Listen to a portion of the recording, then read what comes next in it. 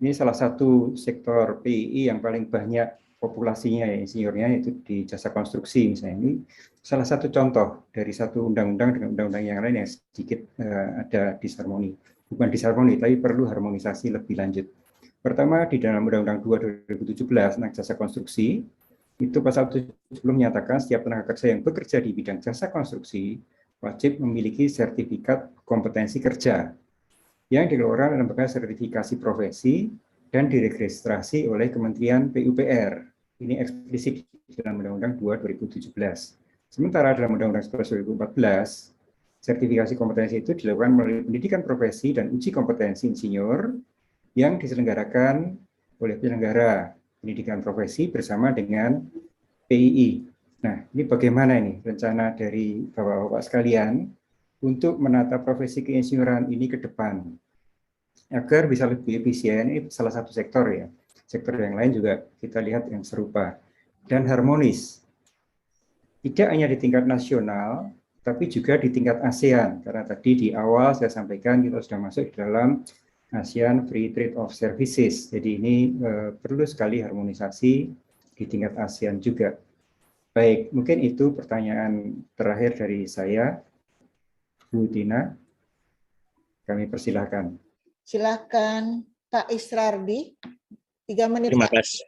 Ya, terima kasih Bu. Jadi penyampaian ke Bapak Ibu sekalian, saya ini selain rektor sebenarnya saya seorang praktisi dan seorang pengusaha, bahkan pernah memimpin asosiasi pengusaha secara nasional, termasuk 3 BUMN di dalamnya.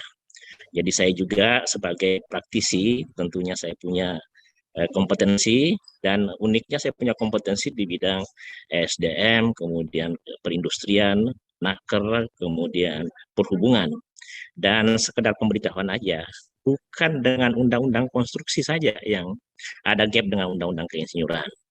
Ada undang-undang perhubungan, ada ya pelayanan saya punya maksud, ada SDM, ada undang-undang nomor 1 tahun 70 terkait ketiga, dan itu masing-masing jalan sendiri. Nah, yang pertama makanya kenapa saya berminat untuk jadi waketum, karena memang saya akan mendampingi Pak Danis yang saya yakin akan mampu menuntaskan masalah PUPR.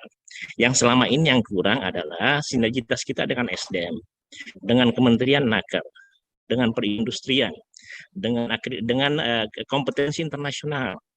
Jadi sebagai praktisi saya bercerita ya, di Undang-Undang Nomor 1 tahun 70 yang juga memberi wewenang bahwa peralatan kayak boiler, tangki timbun, bejana teka itu jalan sendiri.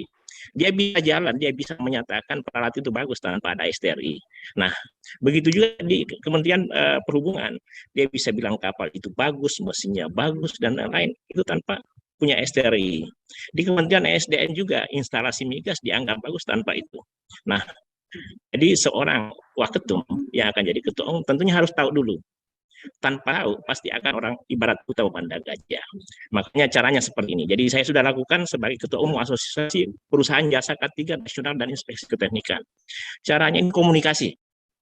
Pastikan itu kementerian masing-masing itu membuat aturan di bawah jadi kan kita sekarang Undang-Undang Nomor 1 tahun 70, Undang-Undang Nomor 11 tahun 2014, lalu peraturan pemerintah masing-masing harus dikomunikasi mengeluarkan permen.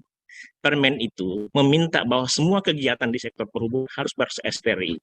Kemudian yang kedua di sektor perindustrian, perdagangan dan naker harus ber-STRI. Itu selesai. Saya ada pengalaman. Jadi saya misalnya ahli korosi dari Indokor, Indonesian Corrosion Association. Tapi misalnya kayak perusahaan Chevron, bahwa yang harus diterima itu harus NIS. Ya kita lagi NIS. Bagaimana caranya? Melakukan sinergi dan kolaborasi. Sinergi dan gotong royong. Makanya saya ada kata kuncinya, PI kelas dunia dan sinergi. Hanya sinergi yang dapat memecahkan masalah, hanya sinergi yang membuat kita bisa sukses. Itu aja Pak Nisam. Terima kasih banyak. Assalamualaikum warahmatullahi wabarakatuh. Waalaikumsalam warahmatullahi wabarakatuh.